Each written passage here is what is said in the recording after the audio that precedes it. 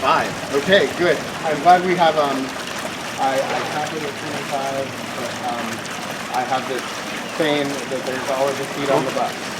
So I'm glad to see you. And welcome to Walking with Steinbeck. If you can't hear me, one of the things we're going to have to do today is to get a little friendly. We're going to have to huddle up a little bit, especially when we walk out. We're going to be walking out by the bay, and the surf out by the bay it can be pretty loud over my voice, but it's really important for us to walk that path and to see that bay that John Steinbeck sailed on in a sailboat when he was a little boy, which is just amazing. So the Steinbeck Experience, we're a new nonprofit here in Monterey, and we're trying to bring John Steinbeck back to Monterey. We have programs. We recently had a program on the Western Flyer and ecology. Ecology is one of our pillars. We're just about to put out an episode of our podcast this next week, and we've got some great interviews. We're interviewing the captain of a ship that's going down to the Sea of Cortez to retrace John Steinbeck's and Ed Ricketts' journey. We have Stephen Webster, who was one of the 4 founders of the Monterey Bay Aquarium. Fascinating stories from Stephen Webster. He's just so cool. We just announced on Thursday that we're starting a zine, and a literary zine, art, illustration, for people to express themselves the way that John Steinbeck expressed himself. And ultimately, we're working on building a world-class tourist attraction here on Cannery Row. We're trying to trick people. We're trying to make it so cool that they want to go to the tourist attraction, and then they learn about John Steinbeck. So come for the tourist attraction, stay for the Steinbeck. That's where we're at. Today, we are going to be scratching the surface of the history of Cannery Row. There is so much history in Cannery Row. There's actually, it starts with prehistory, right? With even before humans were here, but then Native Americans, immigrants who came here to fish, the actual canning industry, which we'll just touch on. This tour is really focused on John Steinbeck, walking with Steinbeck. It's not a biography. You're not gonna learn everything about John Steinbeck's life. It's not a history of Cannery Row. It's not a chronology. What we've tried to create is a literary experience. Okay, remember the Steinbeck Experience. And I encourage you to have your cameras out and just take pictures. These things that we're going to look at today, they're super fun. Post it on Instagram, tag us on Instagram, so that more people can come and see what we've got going on here. Show of hands, how many of you heard about this on Facebook? Okay, how many heard on Instagram? Yeah, thank you. Instagram, I filled up before I even posted my Instagram thing about this tour, so that's good. How many heard on Monterey County Now? Great, thank you, Ann. Now, how many people here have read Cannery Row? Show of hands. Okay. And how many people consider themselves just sort of Steinbeck nerds, just really into Steinbeck? Okay, that's awesome. By the end, everyone will raise their hand to that question. And how many of you are going to go home and reread Cannery Row? Everybody, read Steinbeck. All right, so we are standing at the Cannery Row Monument right here. And so I'm going to start appropriately with the first few sentences of Cannery Row by John Steinbeck. Cannery Row in Monterey in California is a poem, a stink, a grating noise, a quality of life, a tone, a habit, a nostalgia, a dream. Cannery Row is the gathered and the scattered. Tin and iron and rust and splintered wood, chipped pavement, and weedy lots and junkies, sardine canneries of corrugated iron, honky-tonks, restaurants and whorehouses, and little crowded groceries and laboratories and flop houses. Very much like you see today. Right? So Cannery Row, it's a really different place than it used to be. And I think that passage kind of sets us up. This behind you was actually called Ocean View Avenue. And when John Steinbeck lived here and Ed Ricketts lived here, it was not called Cannery Row. It was actually named, the street was renamed after the book. And if you were here back in the 30s when John Steinbeck lived here in Pacific Grove, actually, and he'd walk a mile down to hang out with Ed at the lab. Here's what it would feel like. So you can close your eyes or just reflect as I tell you a bunch of these things. You would hear the screaming of cannery whistles, rumbling iron machinery, clomping rubber boots, barking sea lions. You would see silver rivers of sardines. They actually called them silver rivers of sardines. Glowing ocean phosphorescence. The ocean was actually glowing at that time. Pearl gray corrugated iron. There's a little bit of that around. You would feel the earth trembling from passing trains. There's a train track right up there where the coastal trail is and the coastal path. That was originally a train track, and you would feel the rumble of the train. There were freezing wet cannery lines. When they were working in the canneries, it was freezing cold at night, it was wet. And there was bone deep, heavy sea fog. And if you had a sense of taste, you could taste the briny sea salt on your lips. There were 15-cent hamburgers that you could eat. And of course, cold beer and harsh 39-cent jugs of red wine. So that's just, I wanted to give you a little bit of a sensory introduction to how you would feel. But the number one thing is the stink. John Steinbeck talks about the stink. And it was from the canneries and the refining process. And there was a saying here in Monterey County, Carmel by the sea, beautiful. Pacific Grove by God, because there are more churches per capita than any other city in the country. And Monterey by the smell. So this is a wonderful monument. It serves as a map to Cannery Row, to the characters of Cannery Row. And it was sculpted by a sculptor named Steve White. John is at the top.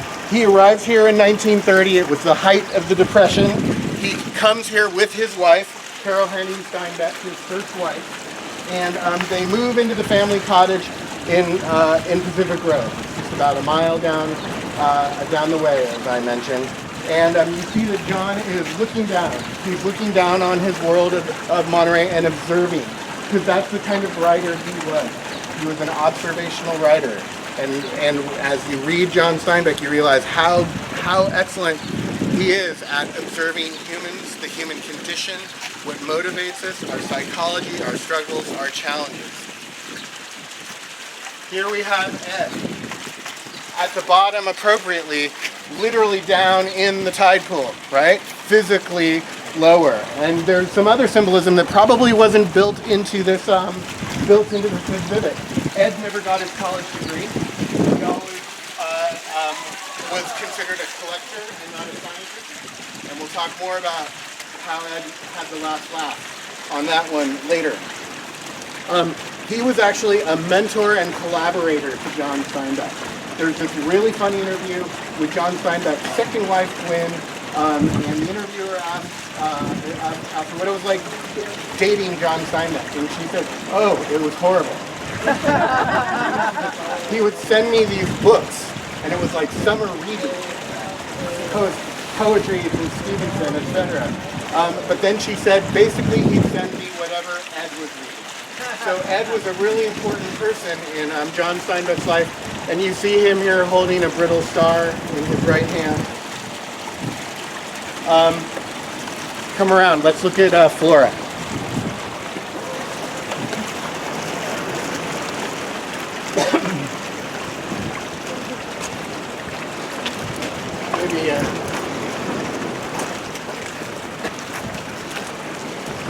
So this is Madame Flora Woods, a local madam and community figure.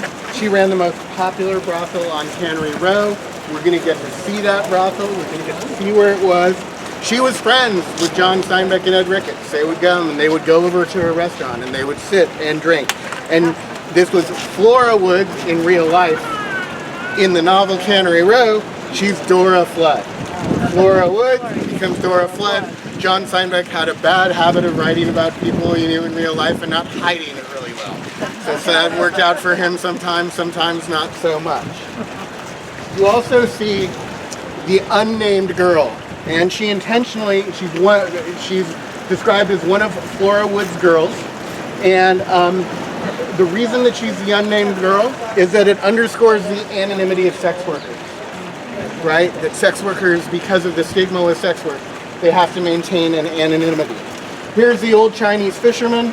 He's holding a fishing line. Notice he's the only one working. He's the only one who's actually working with a tool of manual labor. And then let's go over here.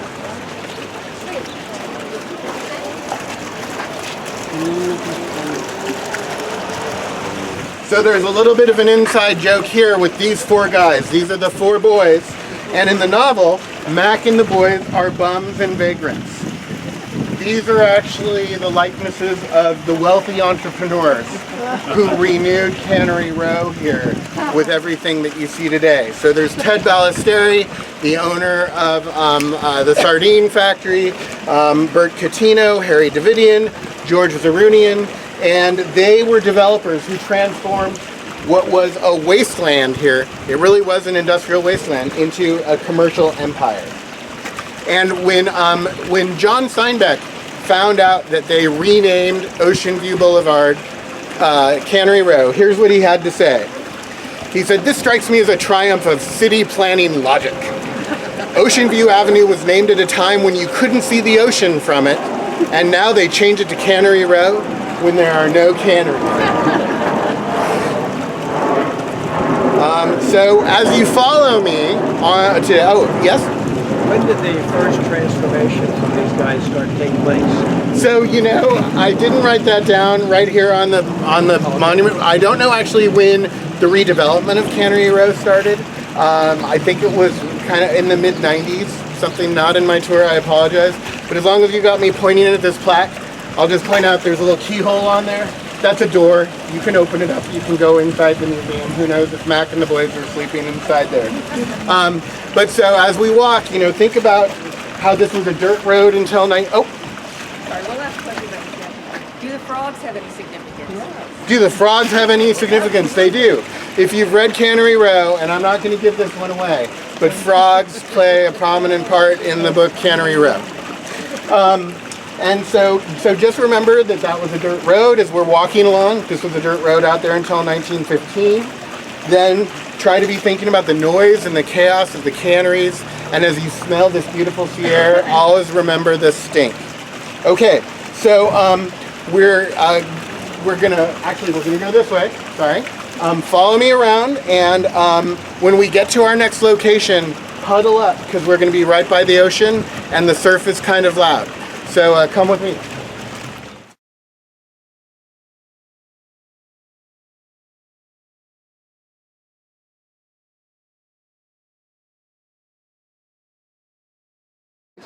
So can everyone hear me okay? The surf is a little bit loud. I'm going to talk as loud as I can.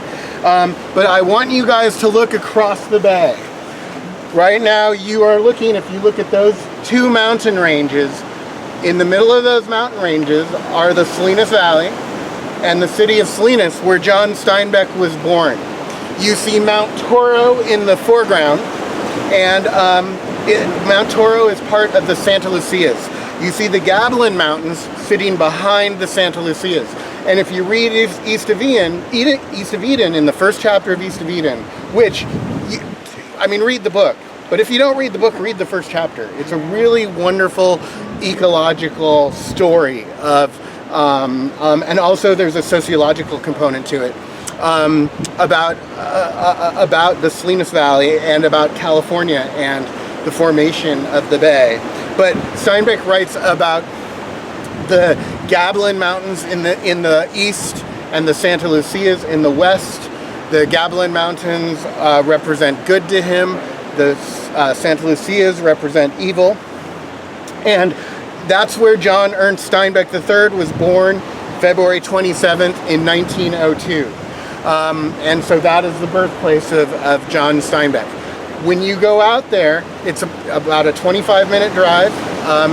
unless you're during commute hours. So try to avoid commute hours, but you're usually in the reverse commute. There are two things that you've got to see out there. The first thing is the National Steinbeck Center. It is the Jurassic Park of John Steinbeck, except the dinosaurs don't eat you at the end. And also the Steinbeck house is out there where John Steinbeck was born. They have lunch and a gift shop. So I am going to read a passage from East of Eden about the Salinas Valley. The Salinas Valley is in northern California. It is a long, narrow swale between two ranges of mountains, and the Salinas River winds and twists up the center until it falls at last into Monterey Bay. By the way, if we can see Moss Landing, somewhere over there, that's where the Salinas River hits. He says, I remember the Gabilan Mountains to the east of the valley, where light, gay mountains full of sun and loveliness and a kind of invitation, so that you wanted to climb into their warm foothills, almost as you want to climb into the lap of a beloved mother. They were beckoning mountains with a brown grass love. The Santa Lucias stood up against the sky to the west and kept the valley from the open sea. And they were dark and brooding, unfriendly and dangerous. I always found in myself a dread of west and a love of east. All right, so we're going to go take a look at Ed Ricketts' backyard. It's a little narrow. I'm going to have you guys follow me. Be careful of the narrow deck. There are some benches and stuff along the way. So just be careful as you walk. So we are just standing right behind Ed Ricketts' backyard. The backyard of Ed Ricketts Pacific Biological Labs. We're going to be talking about Pacific Biological Labs in more detail later in the tour. But there are a couple of things that I wanted to highlight for you guys right now. The backyard that you see was actually originally the backyard of La Esperanza Fish Packing Company, and it was owned by the Rodriguez family. And you're going to see 4 concrete tanks. So look down as we scroll back. Some of you guys might be able to sneak a look now. And they were salting sardines and mackerel for fish jerky. That was their business. I've actually never had fish jerky. But Ed's Pacific Biological Laboratories at the time, it was still over in Pacific Grove. And if you go to Pacific Grove, you can see the site where the lab was. The building has been subsequently torn down and rebuilt as a paint company, but it sits right at the corner now of what is called Ricketts Way. This building was purchased by Ed in 1928, and when we walk through, you'll see why. And it was because of those fish tanks in that backyard and the kind of work that he could do. We're going to talk about that more later. But in those tanks, that's where he kept his large specimens of sharks and rays and octopuses. And let's see, this building in 1936 that you see is not the original building. The original building was destroyed by a fire, but all of the stuff in the yard actually remained original and is part of the footprint. And Ed rebuilt the lab and continued to use it until he died in 1948. And so I'm going to read you a little passage from Cannery Row about Pacific Biological Labs. In the book, it's Western Biological Labs. So the basement is the storeroom with shelves. Shelves clear to the ceiling, loaded with jars of preserved animals. And in the basement is a sink and instruments for embalming and for injecting. Then you go through the backyard to a covered shed on piles over the ocean. And here are the tanks for the larger animals. The sharks and rays and octopi, each in their concrete tanks. So Steinbeck says octopi, but we don't say that anymore. So I want you to reflect as we walk by this backyard. Think about the smells. You would smell formaldehyde and alcohol and menthol from the preserving that he did. There would be a marine smell, interestingly sperm from starfish and unicorns, kelp barnacles. You would be smelling the cannery reductions. And what's really cool though about Ed coming in here and taking this laboratory over from a fish company is think about it as a symbol of adaptation and reuse, right? Kind of like a hermit crab inhabiting an empty shell. And he adapted industrial tools for science and the scientific good. And Ed Ricketts was kind of the ultimate maker, right? Maker is kind of the term that we use now. And he was really one of the original folks in this ethos of upcycling and sustainability. We are about to walk to the Wing Chong Company Grocery. Let me get through and lead you guys over there. Just want to remind you this is a narrow deck, but as we walk by, remember to check out the bottom of the backyard of Ed Ricketts' lab. I'm going to scoot up here.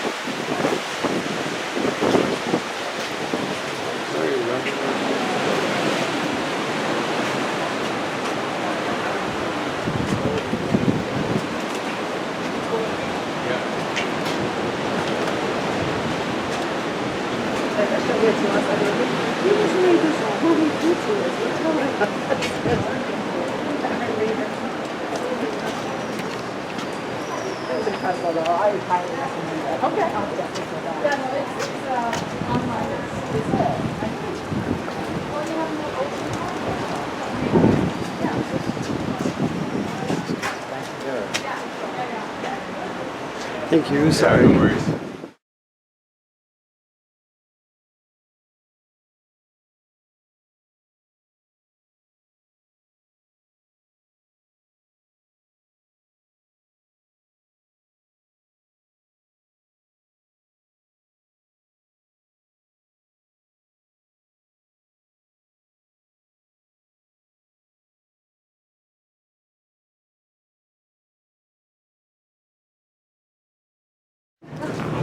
Here are a couple of really cool historical buildings. One of the things that was a fun thing about writing this tour is there are really three things that I have to think about when I think about a structure, right? I have to think about the real historical place, the thing that inspired John Steinbeck. And I have to think about the then how he interpreted that in his literary form in Cannery Row. And then there's also additional history for those buildings. So there's kind of like three, if you were to build a table, you have three columns that you'd be answering. So try to follow along.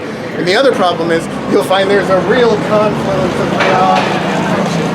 It's hard to know where the membrane is between the reality and the fiction. And that's part, I think, intentionally from John Steinbeck's writing style. So this, we're looking at right over here, the Wing Chong Grocery Company. And you'll be able to see when we move on the sides of the buildings, there are the original old signs of the Wing Chong building. And it opened in November 16th, 1918, when I was 3 years old. Wing Chong was not a person. Wing Chong was a Chinese phrase that can't really be literally translated, but it means sort of glorious, successful, or beautiful, prosperous. And it was founded by a Chinese man, an immigrant named Wan Yi. And it really functioned primarily as a clearinghouse for the squid industry. So they would dry squid there, and that was its main function. It was also an opium den, and there was gambling there, complete with a secret tunnel in the back that would go up to the railroad tracks in case they were busted. And by 1930, they were bringing in $30,000 a year in revenue, which is pretty good. And after Wan Yi died, it was inherited by his son, Ya King Si, in 1934. I want to add. Yeah. That was okay. So one of the things that John makes very clear in Cannery Row is that Lee, who has the Wing Chong grocery, has 9 children. Remember, the novel is set roughly in the 1930s. That was when the Chinese Exclusion Act was still in process. So one has to think, he makes it very clear he has 9 children. He's the one that gives the poem, the Black Marigolds poem, which is actually about love and what sustains a marriage. And he is, by all accounts, happily married. And the building supports his children. That is deliberate and it's rhetorical because the real character based on Lee from Cannery Row, his family had been here since before the Chinese Exclusion Act. Yeah, so just sit with that for a moment because I think this is really important. And there's an intertextual dialogue that's going on also with East of Eden. One of my favorite moments of East of Eden is when Sam Hamilton checks Lee, also named Lee, and says to him, you know, Lee, I'm an immigrant from Ireland, and why is it that you were born here and you speak in broken English and I'm speaking without an accent? And Lee then responds very eloquently, because this is what you expect from my face. This is how you expect me to speak. And then he stops speaking in Pidgin. Now, I've never been able to find corroboration for this, but I was a high school teacher for many years. No, I really was a high school teacher for many years. But one of the photos I had above my desk was a picture of John Steinbeck with his finger up his nose, his middle finger up his nose, writing F-U, well, I can't say the words, especially since it's, writing F-U-C-K-Y-O-U over and over and over again. That's because in 1945, when Cannery Row was published, they made him have Lee's character speak in broken English. And he said, but he doesn't really speak like this, and they made him do that, and then he got back with it with East of Eden. I know this because my family knew the real character the real man that inspired the grocery, and from what I've been told from one of my cousins who used to steal comic books, he could really curse really well, very fluently, and did not speak in broken English whatsoever. Thank you, Nicole. Thank you so much. So getting back to where I was, Ya King Yi inherited the store in 1934.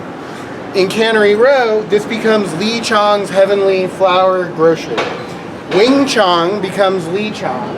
Remember Steinbeck's penchants for not too clever renaming. And Mack and the boys would barter trading frogs for groceries and alcohol. Doc and Ed Ricketts would purchase quarts of beer on credit here, and they had in the book they had a whiskey that they made called Old Tennessee Whiskey, and sometimes it was called Old Tennis Shoes. And the family said that when they still owned the store after the book became popular and famous, tourists would come and ask if they could buy some Old Tennessee. So I'm going to read a passage from the story, Cannery Row, about Lee Chong's. Lee Chong's grocery, while not a model of neatness, was a miracle of supply. It was small and crowded, but within its single room, a man could find everything he needed or wanted to live and be happy. Clothes, food, both fresh and canned, liquor, tobacco, fishing equipment, machinery, boats, cordage, cats, pork chops. You could buy at Lee Chong's a pair of slippers, a silk kimono, a quarter pint of whiskey, and a cigar. You could work out combinations to fit almost any mood. The one commodity Lee Chong did not keep could be had across the lot at Dora's. We're going to visit Dora's later. The grocery opened at dawn and did not close until the last wandering vagrant dime had been spent or retired for the night. Not that Lee Chong was avaricious, he wasn't, but if one wanted to spend money, he was available. Lee's position in the community surprised him as much as he could be surprised. Over the course of the years, everyone in Cannery Row owed him money. He never pressed the clients, but when the bill became too large, Lee cut off credit. Rather than walk into the town up the hill, the client usually paid or tried to. So I want you to reflect a little bit on Lee Chong, on Wing Chong's market, and think about the ecology of commerce. There's a certain aspect of ecology to people collecting and trading things, passing back and forth. He was a bank and a supplier, and it also functioned as a community hub. And like a tide pool, it was relying on a balance of debt and trust and mutual survival. All right, so we're just going to stay here right now, and we're going to look at this restaurant over here that you see behind us called Ostina's. So back in the day, Ostina's, gone enough. So this, when John Steinbeck and Ed Ricketts were here living, this was Edith's Restaurant. And it was erected in 1929, and it was erected in the Cannery Row days. That's 1 year before John Steinbeck came to Monterey. And they also had quote unquote rooms for rent, which was a euphemism for what? That's right. And in Cannery Row, Edith's Restaurant becomes La Ida Cafe. There's a regular bartender named Whitey. Eddie is the understudy bartender, and he's actually a resident of the Palace Flophouse. And he has what's called a whining jug that he keeps under the bar with a funnel for leftover liquor. And he pours it in, and then he takes that jug up to Mack and the boys, right? And they drink that. And this is a great example of art imitating life. In 1957, there's a woman named Kalisa Moore. There's actually a bust of her right down at the foot of the stairs over there. You can just see it sort of to the right of that accessibility parking sign. In 1957, she opened Kalisa's La Ida Cafe. John Steinbeck did not have the trademark. And it became an important part of Cannery Row life and society, even though John was long gone. And she, it was a bohemian coffee house and a cabaret, and it was actually open until 2007. I've got a picture of her. I'm hoping to have more pictures on the tour. It was only my second tour. There she is. Yeah. Okay, but so I'm going to read you now a passage from Cannery Row about La Ida Cafe. Eddie was understudy bartender at La Ida. He filled in when Whitey, the regular bartender, was sick, which was often, as Whitey could get away with it. Every time Eddie filled in, a few bottles disappeared, so he couldn't fill in too often. But Whitey liked to have Eddie take his place because he was convinced, and correctly, that Eddie was one man who wouldn't try to keep his job permanently. Almost anyone could have trusted Eddie to this extent. Eddie didn't have to remove much liquor. He kept a gallon jug under the bar, and in the mouth of the jug there was a funnel. Anything left in the glasses Eddie poured into the funnel before he washed the glasses. If an argument or a song were going on at La Ida, or late at night when good fellowship had reached its logical conclusion, Eddie poured glasses half or 2/3 full into the funnel. The resulting punch, which he took back to the palace, was always interesting and sometimes surprising. Okay, so get your cameras out, by the way. Yeah. We are now going to go talk about the Hovden Cannery, and so.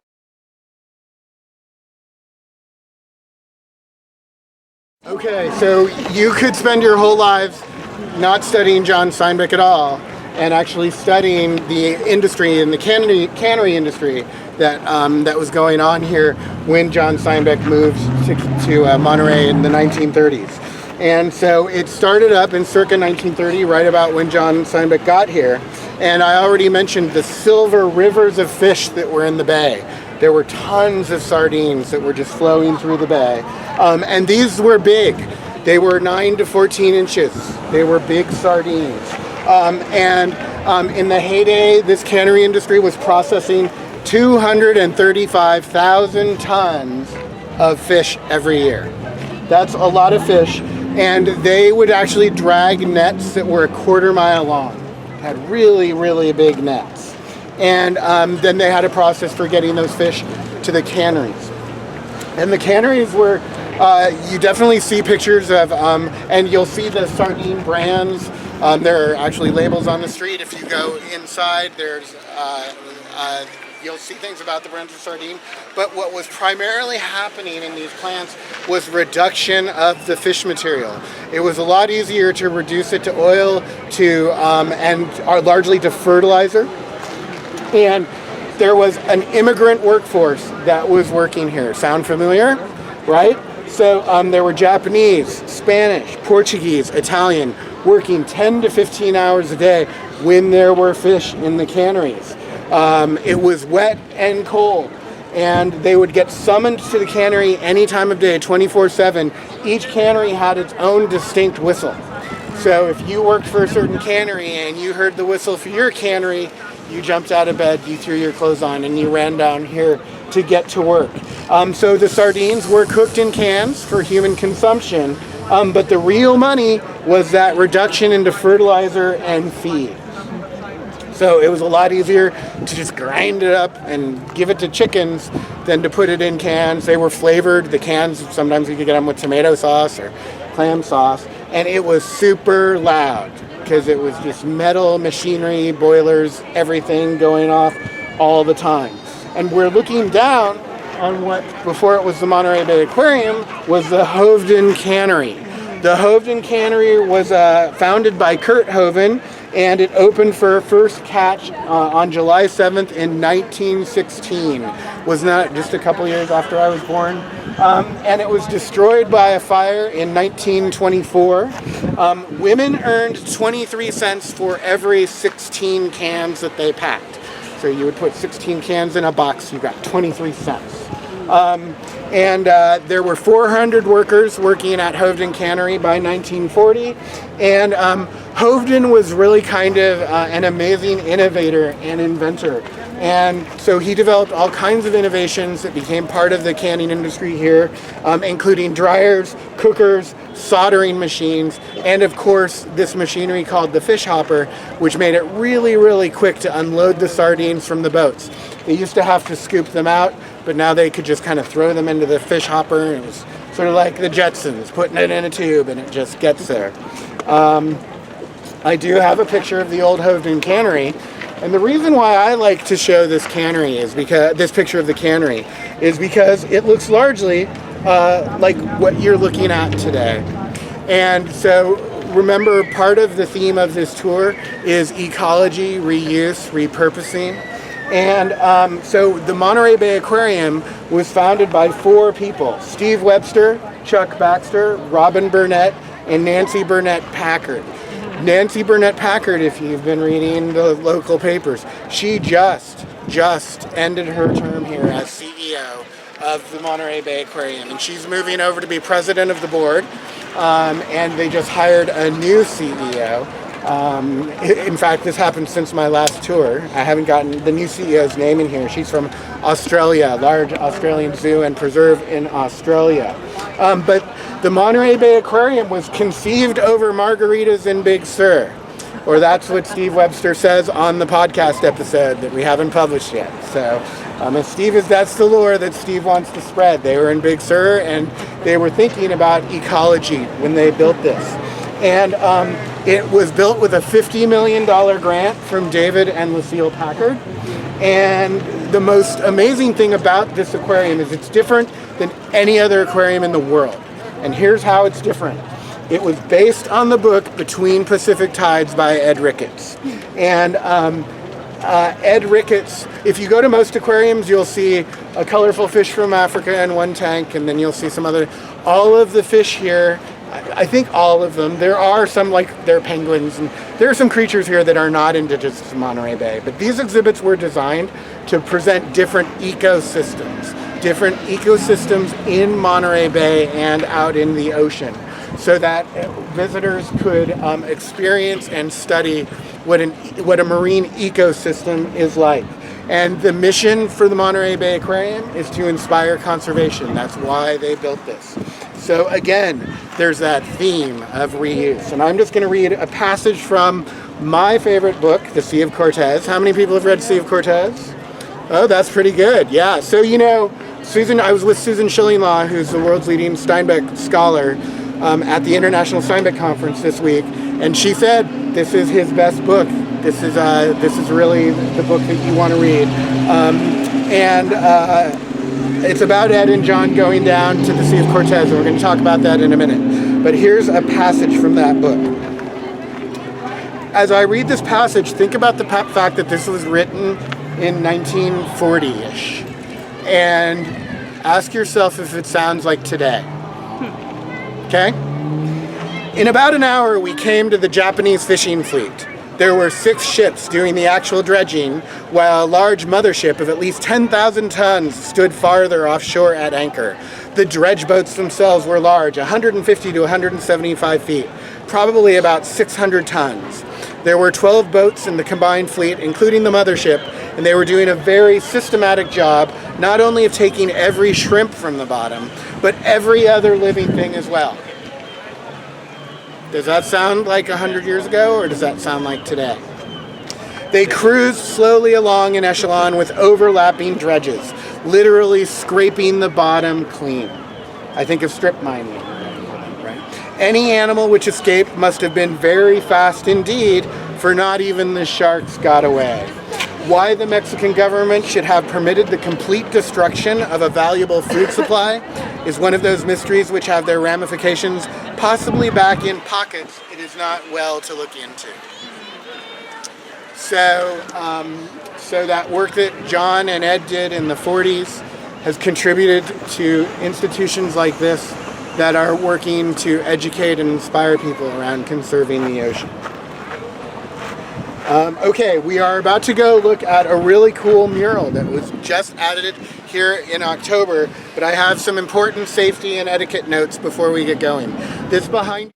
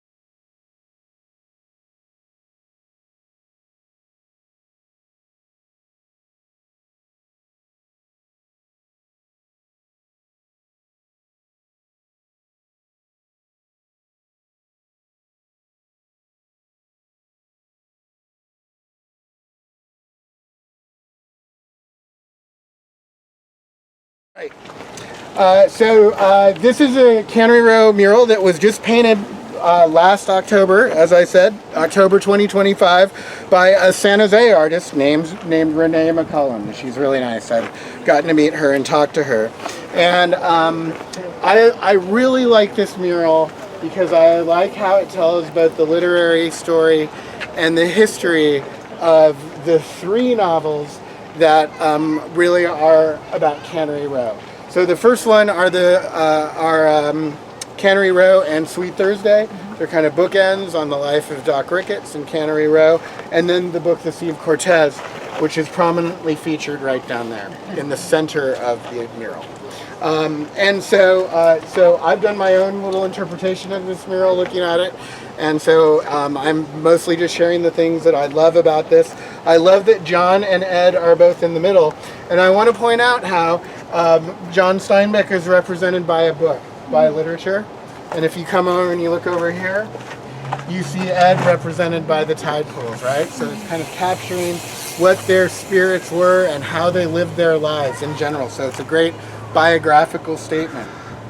And then as you go from left to right, it starts with the sardines, right? You see that's the Silver River of fish down there and the Portola sardines. And look, there's Calissa Moore drinking in front of what is now Calissa's Cafe, which was La Ida Cafe. And you see these bridges from the canneries.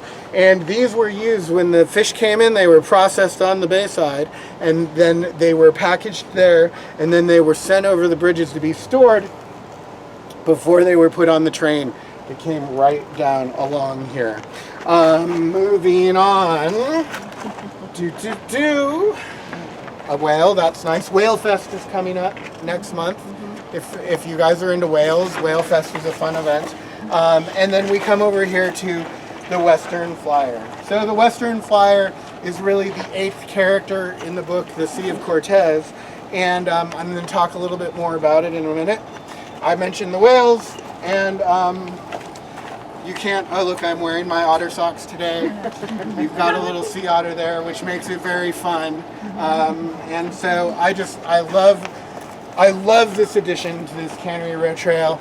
There are a few other pieces of public art up and down the trail here on this block that we don't really have time, unfortunately, to look at and stop and talk about, but they're also inspired from Cannery Row. I encourage you, before you leave, a second leisurely walk around this trail is really cool. Okay, so let me talk about the Western Flyer and the Sea of Cortez. So Ed Ricketts and John Steinbeck decided that they were going to take a 6-week expedition to the Sea of Cortez. And they actually launched just a couple of days ago on March 11th. So if you can imagine, they're 3 days into their trip. They're probably now just about, if I'm thinking about the book, they're probably down around San Diego. Maybe a little bit further. And actually a really, really beautiful section of the book is them getting to the Sea of Cortez. But it's really important to know why John and Ed got on this boat, why they decided to do this, this crazy trip. And the chapter is filled with all kinds of self-deprecating humor about how they don't know what they're doing or why they're really doing it. But it comes down to what was happening for them biographically, and not just John and Ed, but also for Carol Steinbeck, who was the 7th crew member on the boat that went down there.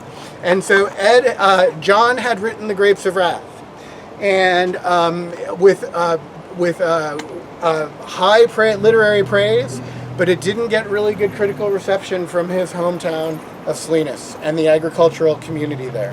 He received death threats for writing The Grapes of Wrath. That's what brought him to Monterey. And when you read his letters, there's a really great book of John Steinbeck's letters. He is writing crazy stuff. I mean crazy stuff. He's saying things like, I don't even know if the form of the novel is going to continue to exist. Maybe I'm going to become a scientist. His marriage with Carol was not doing very well as he was grappling with his newfound fame and the wealth that came along from The Grapes of Wrath. And Ed was always struggling with his business, Pacific Biological Laboratories. He had a great intellectual mind, but he also suffered from a little bit of an imposter syndrome. He could never get the scientists right over at Hopkins Marine Station to treat him like a real scientist. So he was kind of having that going on. And then Carol was also grappling with the marriage. And there's a book called Carol and John, Portrait of a Marriage by Susan Schillinglaw about Carol Steinbeck. You can't really write about Carol without writing about John a lot. Chapter 9 of that book is all about the book Sea of Cortez. And it describes how John Steinbeck wrote in one of his letters that all of them were hoping that this trip to the Sea of Cortez would be their salvation. Literally used the word salvation. So they were all in a really weird place. On the boat, there was a crew. There was Captain Tony Berry, Tex Travis, who was the engineer, Sparky Ania and Tiny Coletto, who were seamen, and they were local Monterey characters. In fact, Sparky's nephew actually lives in Salinas and teaches swimming. Jordan, have you met Bob Ania? Has he come by the Steinbeck Center?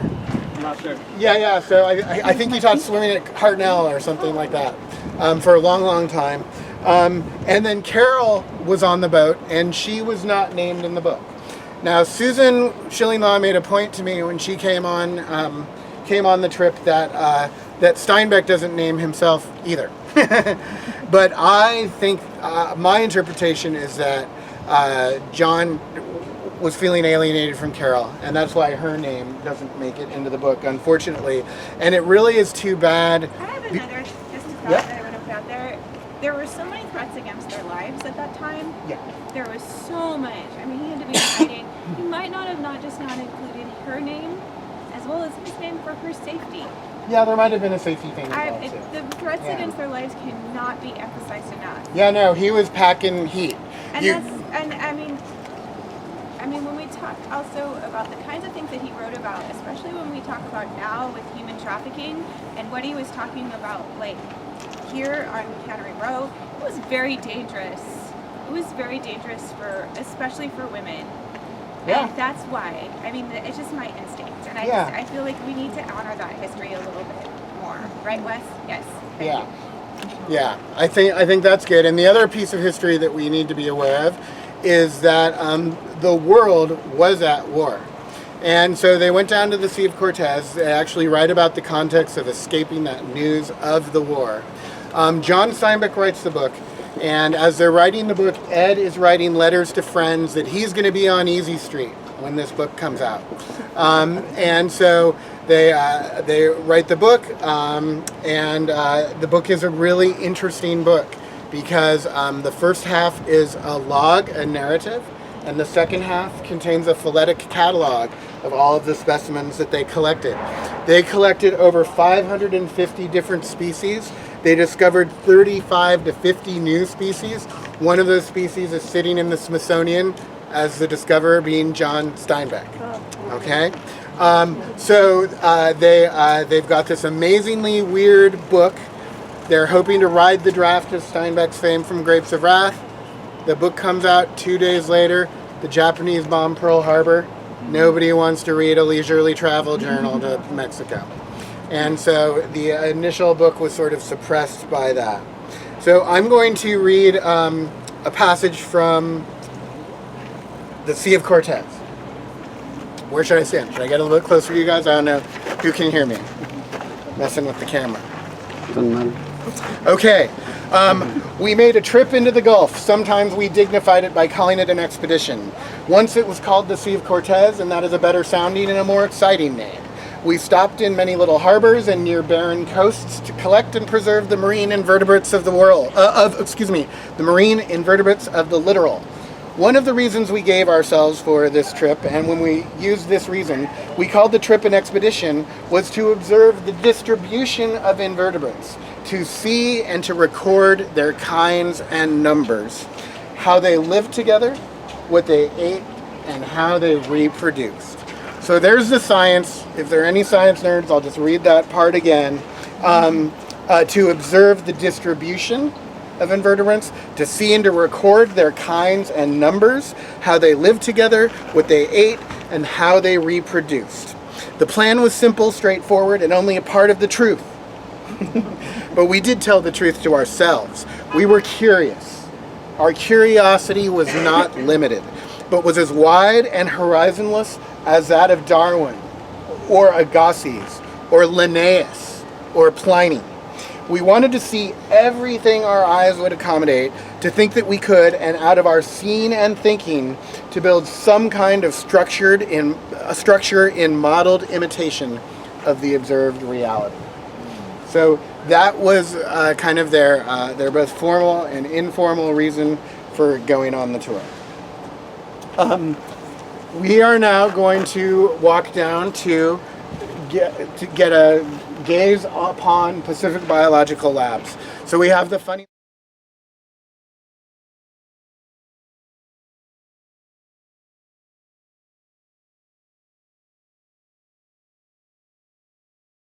Okay, so before I started, I actually was asked a really good question about the Western Flyer, and so I wanted to say a couple of things about that. So the question was, what's the deal with the Western Flyer, basically? And so the Western Flyer, it lived its own life. It became a salmon fishing boat. It was a boat, kind of a boat that was called a purse seiner. That was kind of the style of the boat. And it sank 2.5 times. And there was a guy named John Gregg, who was a wealthy oil entrepreneur, who's a really amazing guy, who read the Sea of Cortez when he was 9. And he had a fascination with the Western Flyer, and he eventually purchased it and resurrected it and completely restored the boat.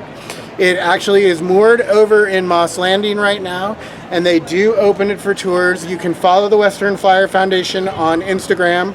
Last March, they took a tour down to the Sea of Cortez. It was the best account on Instagram. Their footage was so amazing. It serves as an educational experience now for students. So in the Sea of Cortez, John Steinbeck writes, if we had the time and the money, we could have outfitted the Western Flyer to be a proper science lab. And that is what's amazing, again, in this story of reuse and repurposing. That's what the Western Flyer Foundation has done. So in the hull where the sardines would have gone back when the Western Flyer was a fishing boat, there's a completely cool scientific lab. They have an ROV that they can send down, big screens, and they take kids out on the bay. So I mentioned that this is exactly the time that Ed and John would be going down there, because the seas were going to get too rough later into the summer, right? They were like, we've got to get down there before the seas get too rough. But I also wanted to invite you to get on the mailing list and follow my Instagram, because I have video of the program that we did back in January at the Monterey History and Art Museum about two different groups. The first group was some Stevenson School students, went down to the Sea of Cortez, and they had an integrated experiential multidisciplinary learning experience for ecology. But more importantly, my friend Rebecca Trin, who's the captain of the ship that Green Flash Conservation Science is taking down, in just a couple of weeks, these scientists are going down to the Sea of Cortez. And remember when I talked about the distribution of species and counting numbers and all of those things? They are inspired by the Sea of Cortez, and they're explicitly asking the question, what's happened to the Sea of Cortez since John and Ed went down there? So thank you for that question about the Western Flyer. That's what's going on with the Western Flyer. I want to say it's worth that tour. Yeah, if you can ever get on the boat, it is really cool. It's just gorgeous. It's really wonderful. You can see their bathroom. You can see their toilet. Okay, so that little brown shack down there is Pacific Biological Labs. Ed Ricketts began Pacific Biological Labs in 1923 with a partner named Albert Gallagher, and he purchased the original building in 1928 for $8,000. I would buy that building for $8,000. It was destroyed by the Del Mar Canning Company fire on November 25th in 1936. So he had only had it for about 8 years before it burned down.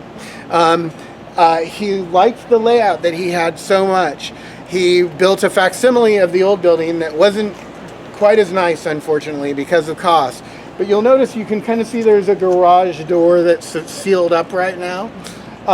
He loved this building because you could open that garage door and you could drive your car all the way through under the first floor, through the building, out to the backyard.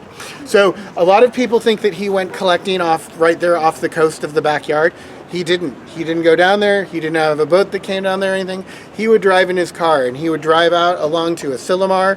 There's the great tide pool where you can see where he would collect, but he actually collected all along this coast and other places as well. He drove to the Pacific Northwest and many other places where he would collect. And in fact, Hopkins Marine Station has some of the specimens, the original specimens, and I was over there one day talking to the librarian with Ed Kors, and we had this specimen, and it had a latitude and longitude on it. So we plugged that into Google Maps, and and on the label it said St. Paul's Rock. We plugged it into Google Map, and it comes up right at Point Joe, which is inside Pebble Beach, right by the Troubled Sea. Is that what it's called? Restless Sea, yeah. Sometimes when I'm out there, I'll be like an old man, and I'll say, "Did you know that Ed Ricketts and John Steinbeck took a boat called the Western Flyer?" And people are like, "Excuse me, sir, we paid $12 to." But so it was really exciting. So then I searched about St. Paul's Rock. Why is it called St. Paul's Rock? And there was a steamer ship called the St. Paul that wrecked on that rock. And there were many other boats there. But so my main point was Ed Ricketts kind of went all along this coastline collecting. His job, what Pacific Biological Labs did really as a function as a company, was supplying marine specimens, slides, and preserved animals to high schools, universities, and research institutions worldwide. Carol actually worked as Ed's secretary and assistant at the lab. If you go in there, by the way, I want to mention the lab is open 11 days a year on the second Saturday of the month. Today is the second Saturday of the month, and that's why I do my tours on the second Saturday. They have guided tours in the morning, which I really recommend that you take. If you ever get to come back again, the guided tours are well worth it. But in the afternoon, we have an open house from 1 to 4. I am a junior cub docent there, but I usually try to hang out downstairs in the lab, and you're going to hear it's quite fascinating. But so if you can go get lunch and just hop in, you don't have to spend hours in there. It's not very big. You can kind of walk through, and it's really neat to see the actual lab. If we were to be walking along Cannery Row when Ed Ricketts was there or out in the back, we might hear the sounds of Gregorian chants, of Bach or Mozart while Ed worked. He loved to work playing music. And in fact, Steinbeck loved music. San Jose State, you can Google his music collection, and there are links to YouTube links of the songs that they used to listen to. Pacific Biological Labs was not just a business, as I think some of us might conjecture from the story itself. But Pacific Biological Labs was party central here on Cannery Row. Ed liked to party. He would have salons and parties, including guests with names of people that you might have heard of, like Joseph Campbell, Henry Miller, Burgess Meredith, who famously played the Penguin on Batman, among other roles. Harlan Watkins, when Ed died and the lab was up for sale, there was a high school teacher here named Harlan Watkins, a high school teacher. So we need to pay our high school teachers more so they can do more stuff like this. He formed the men's club that purchased that building. And in that men's club, you may have heard of Hank Ketchum, who illustrated Dennis the Menace. That's why we have Dennis the Menace Park over there. Gus Ariola, who was the illustrator for Gordo. That building is the home of the Monterey Jazz Festival. And jazz greats have played there. You may recognize some of these names: Louis Armstrong, Miles Davis, Dizzy Gillespie, Duke Ellington, and Billie Holiday all played music in that building right there. So imagine that, and imagine kind of, again, that repurposing the spirit of Ed Ricketts and the partying that was going on. Eventually, the city of Monterey bought Pacific Biological Labs from the men's club, and it's managed by the library.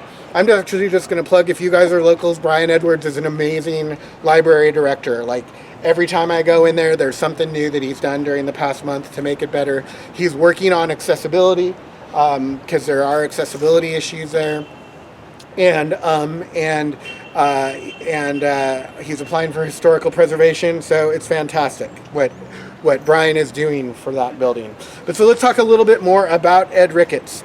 John Steinbeck said, he wrote, "Ed's mind has no horizons. He has an interest in everything." And that is really true. If you read some of Ed's other writings that are available, he really did. But what Ed is kind of most famous for is advancing this concept of what's called non-teleological thinking.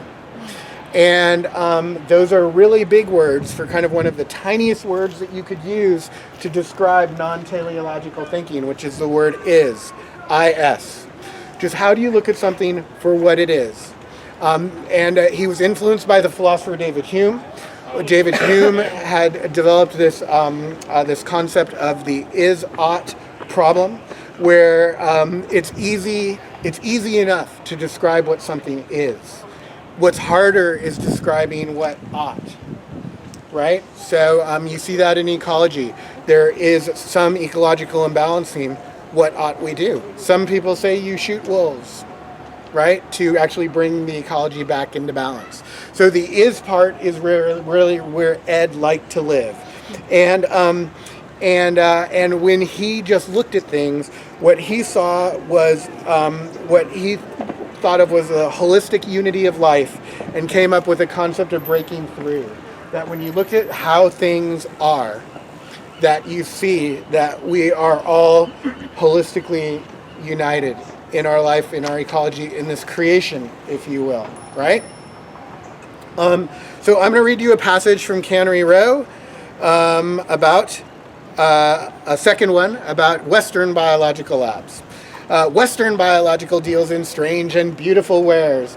It sells the lovely animals of the sea, the sponges, the tunicates, anemones, the stars and buttle stars and sun stars, the bivalves, barnacles, the worms and shells, the fabulous and multiform little brothers, the living, moving flowers of the sea, nudibranches and tectobranches, the spiked and knobbed and needly urchins, the crabs and demi-crabs, the little dragons, the snapping shrimp and ghost shrimps, so transparent that they hardly throw a shadow.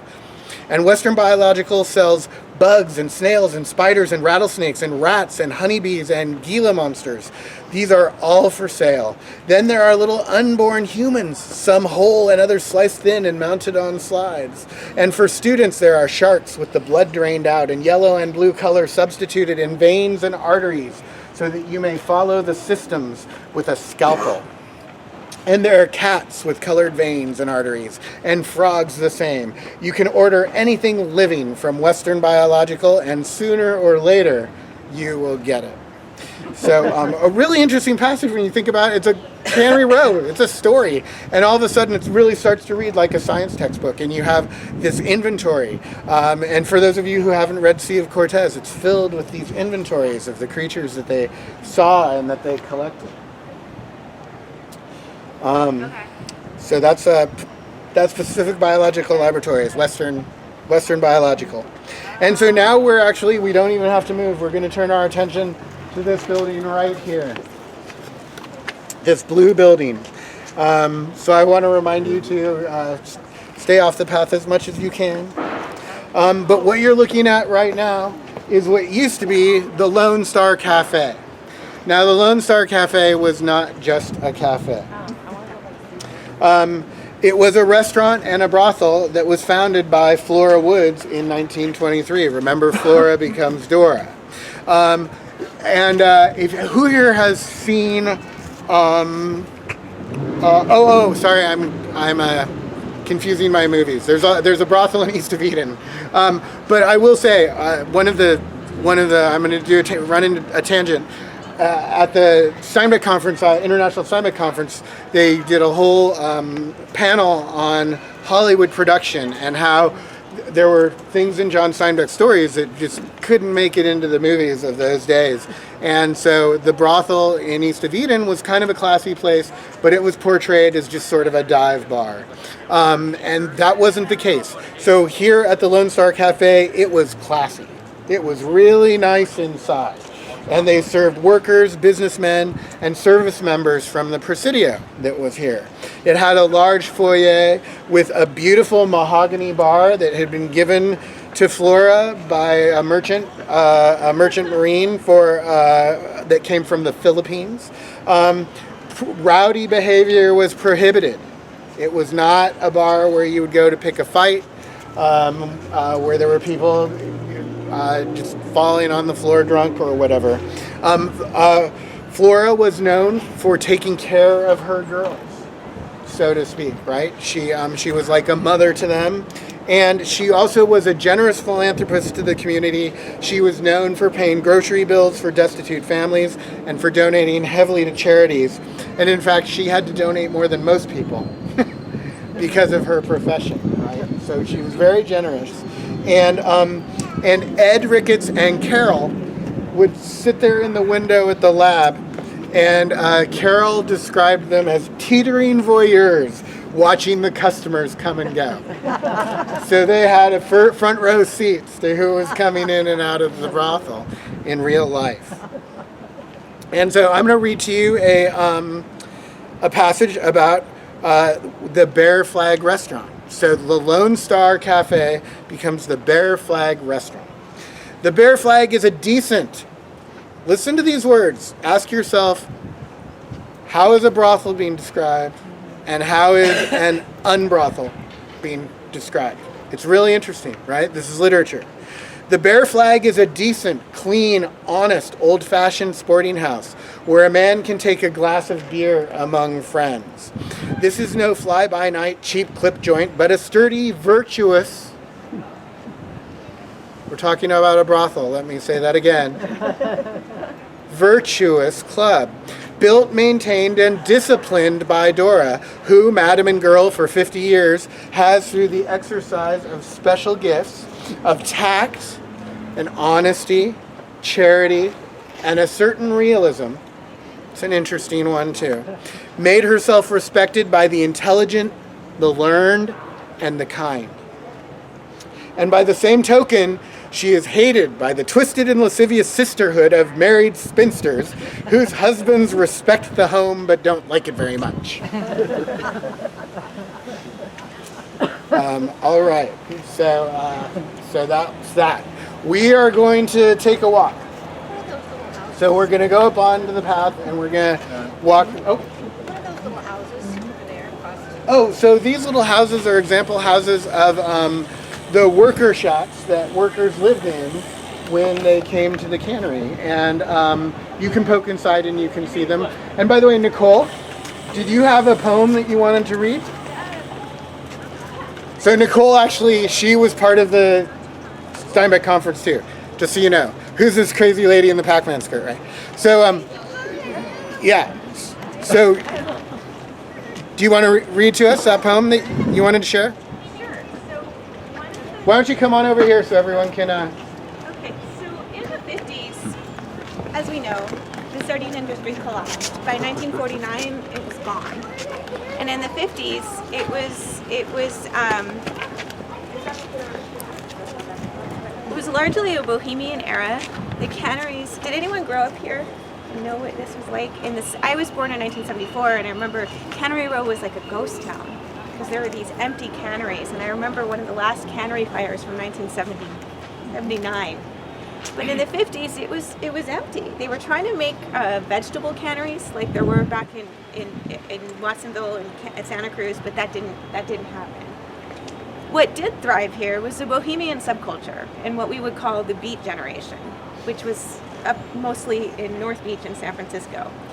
If you guys are visiting from the area and you end up in San Francisco, North Beach is still has this legacy that's there from City Lights Bookstore, and there's a little wine and cheese bar that opened up a couple of years ago called the Golden Sardine. It's right there on Columbus Avenue, and it's named after a collection of poems by a poet named Bob Kaufman, who was a labor organizer. He was a street poet, a black poet.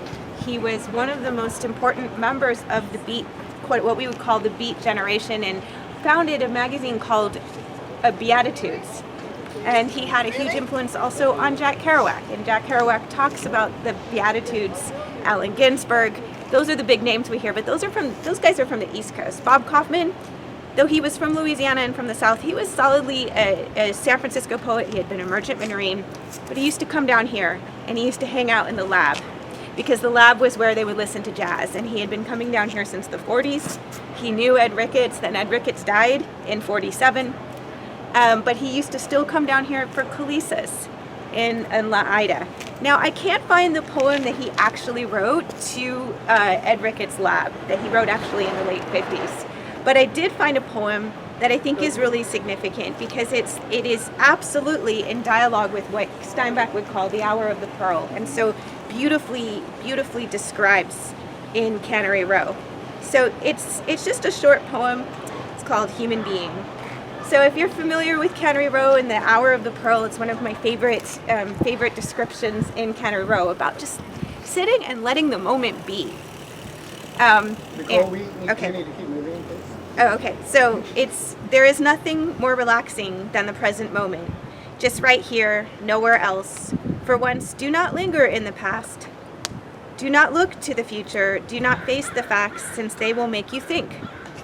Leave it. Let it be. The mind becomes so full, we forget that it is open. And for a community that's very, I think, haunted by the past, history is the nightmare of which many of us are awakening from. Yes? Yeah, thank you so much. There it is. So we're going to cross to the right side of the path, and we're going to cross the street. So when we get to the street, look for cars, and we're going to go set up over by the caboose up here.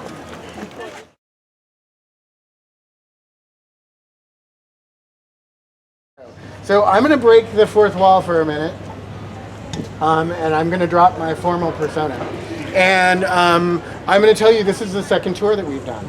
And so I was with this buddy of mine, Don Kors, who's the librarian over at Stanford Hopkins Marine Station, and he's the Ed Ricketts librarian. Ed Ricketts is super important to him. We walked this route, and originally I was going to walk down to Ed Ricketts Memorial, which is kind of down at the end of this path. And Don said, you know, that's going to make the tour too long. These are tourists. You want to keep it a compact 90 minutes, which is about what it is right now. And then, unfortunately, Susan Schillinglaw, the world's leading Steinbeck scholar, on Thursday, who was on the first tour, on Thursday she told me that we must go down to the memorial. The reason we're sitting here is there's that caboose over there. And I've mentioned a couple of times about rail and how important rail was for industry down here, and not just for the canning industry, but for agriculture too. So if you think about these railroad tracks, they were the veins of production. Right? They were the veins of the production for agriculture and the fishing industry here. They were so important. Jordan works for the Steinbeck Center. Did he bolt? Oh, there he is. There you are. Okay. I don't think you were there, but we had this wonderful guest who wrote a book about Klaus Speckles. And it turns out that he was growing sugar beets over in Salinas Valley, and he needed to move them. So what do you do when you're growing some sugar beets and you need to move them around? You build your own railroad. That's how important rail was. There was a railroad called the Del Monte Express. And you can see it in a movie called Clash by Night that has Marilyn Monroe and Barbara Stanwyck. And it was directed, these aren't in my notes, so I'm losing my memory, Fritz Lang, directed by Fritz Lang, who did Metropolis, famous for Metropolis. And in that movie, you see Marilyn Monroe riding the Del Monte Express and getting off the Del Monte Express and walking into Monterey. And that Del Monte Express, it used to go from San Francisco to Pacific Grove in 3.5 hours. Imagine being able to get on the train in San Francisco and to ride it down to Del Monte Express. And there are a couple people on the Monterey Bay subreddit who said that they remember when they were teenagers in the 70s riding on the Monterey. It ended in 74, so they remember riding on the Del Monte Express, coming to see their grandparents who lived here. So that's really cool. Now I'm going to divert and talk about Ed Ricketts for a minute. So John Steinbeck moved away from Monterey. Ed Ricketts continued to work in Cannery Row in his lab, and he became kind of famous. And people would knock on the door. People would just come up spontaneously and come in to see Doc's lab. And for a long time, that really annoyed him, for obvious reasons. He eventually kind of got into it, and people think he started to like it. So one night, there was a knock on the door, and it was some old friends. It wasn't just some tourists. They finally came to see him and visit him. And so they sit around and they're drinking beer, and he says, you know, let's have dinner. I'll tell you what, you guys stay here in the lab, and I'm gonna drive, and I'm gonna go get some steaks and get some more beer, and we'll have dinner. He gets in the car, he drives down Ocean View Boulevard, he takes a turn up there, and there's a train coming. He doesn't hear the train, and his car is struck by a train. He's laying severely injured by the side of the road. The paramedics come, and he says one thing. He says, make sure that the conductor knows it wasn't his fault. That's the kind of person that Ed Ricketts was. John Steinbeck gets a phone call. His best friend has been struck by a train. He's in New York. He decides he's going to fly out here. And it's not like it is now, where you just hop on at JFK, and is it JFK? What's the big airport in New York? LaGuardia. Yeah. LaGuardia. You don't just hop on LaGuardia and fly to SFO or to San Jose and drive down here. So he's taking these hops. He ironically and perhaps mysteriously gets laid over by a storm in Chicago, at Ricketts' hometown.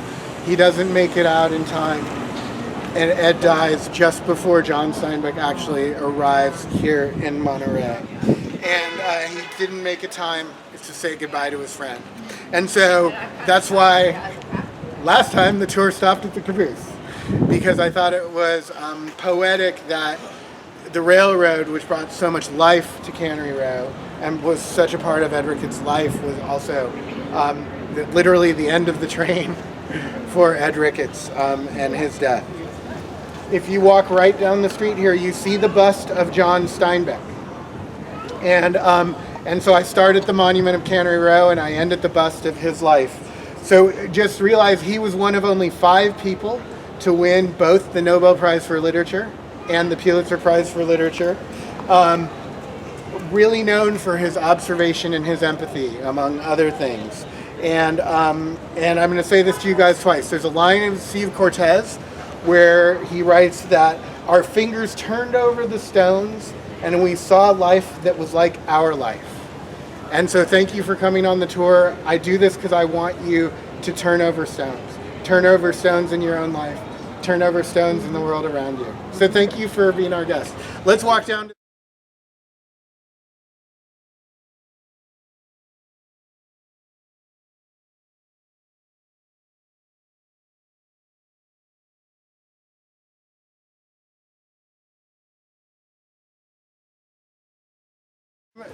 So I'm a bit of an Ed head, and I'll just tell you something really amazing about Ed Ricketts that I haven't said on the tour so far. So Ed Ricketts wrote this book called Between Pacific Tides. Who's heard of Between Pacific Tides?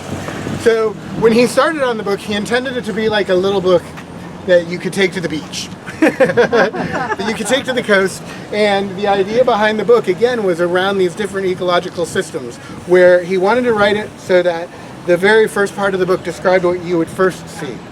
And then as you got a little bit deeper into the tide pools, what you'd see then, and deeper and deeper and deeper. Ed famously did not like to get his head wet. So he would typically be in waders. He didn't like to swim. He liked his head wet. So his head dry. So that was kind of thing. So he's working on Between Pacific Tides. He's working on Between Pacific Tides. And if you go into the lab today, you'll actually see he had this rigorous record-keeping system where he would catalog different species on cards, index cards, and stuff like that. Again, 1 o'clock if you show up there. And so he kept submitting this manuscript to Stanford, and Stanford kept writing him letters back that said, "Nah, dog. You're not a scientist. No, thank you. We're not interested in the book."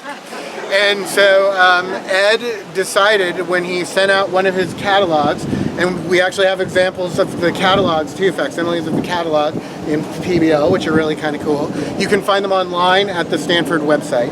But so one time he sent the catalog out, and he included a postcard that said, "Purchase Between Pacific Tides. Send your order to Stanford Publishing," and he put the Stanford Publishing address on. So Stanford starts getting all of these orders for Between Pacific Tides. Now, remember when the lab burned down? The manuscript for Between Pacific Tides was not in Google Cloud. It was also not in the lab. It was at Stanford University where they were rejecting it. So, fortunately, that copy was saved. They printed 1,000 copies. Between Pacific Tides is in every marine biology curriculum that you will take. If you take a marine biology class in school, it's in the curriculum. And not only that, it's the largest selling book, the highest volume selling book that Stanford Publishing has ever had. So Ed got the last laugh. So let's just have a moment of silence while we're here for Ed. Think about his contribution to ecology and the spirit of life that he had. All right, that's good enough. So what we're going to do is we're going to walk back down here, and we're going to walk along the water by Cannery Row. I'll just mention a couple of things. Let's book it back to the bust of John Steinbeck. But there are 2 things that I want to mention. You see some of these old additional tanks and oil refining and processing plants that are there. And then also, there's a funny little plaque just standing in the middle of there about Hollywood. So in the last version of the tour I didn't mention, but there are a lot of Hollywood adaptations of John Steinbeck books. Right. There's a new series coming out on Netflix of East of Eden that's being done by Zoe Kazan, who's the daughter of Alien Kazan, who did the original version. And so John Steinbeck loved adaptations with various degrees of love, I would say. He wrote some stuff for Hitchcock and did not like how he was portrayed in Hitchcock. And there also, I mentioned Clash by Night. So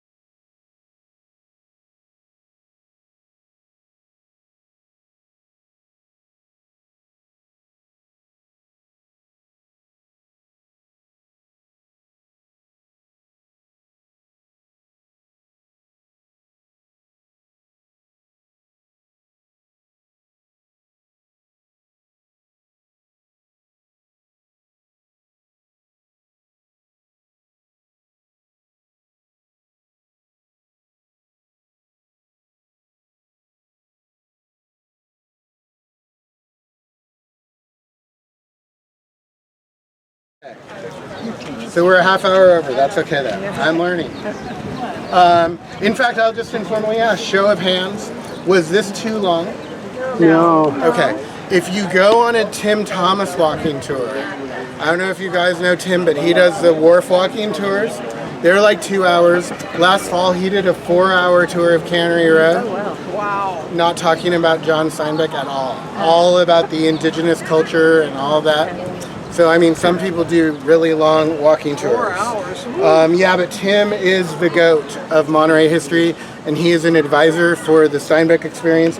In fact, I have ownership of his Cannery Row script. And the problem is we're here at 2 hours already, and we haven't mentioned the Ohlone Indians yet, right?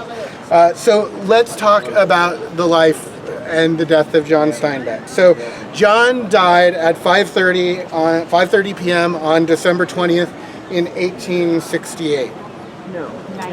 Excuse me, 1968. I'm tired. I'm not even reading here. Let me get this right. He died of congestive heart failure in his New York City apartment, and Elaine, his wife, his third wife, was at his side. There was a funeral at St. James Episcopal Church on Madison Avenue. He had been raised Episcopalian. Remember, this wasn't a biography, so that's the first time you get that. And Henry Fonda read passages from Steinbeck's favorite poems at that funeral. On Christmas Eve, Elaine and John's son Tom flew his ashes back to California. They had a private memorial off the cliffs in Point Lobos. Los Lobos is the band. In Point Lobos. And I told you I'm tired. I've been doing this conference for 4 days before I came here. And his ashes are permanently interred in the Hamilton family plot at the Garden of Memories Cemetery in Salinas. So you guys correct me if I'm wrong, but he's buried alongside with his parents and his sister, and he wanted a view of the Gavilan Mountains. So I think that's that. And so again, let's say farewell to John Steinbeck, one of 5 people to win both the Pulitzer Prize for Grapes of Wrath in 1940 and the Nobel Prize in Literature in 1962 for his observation and his empathy.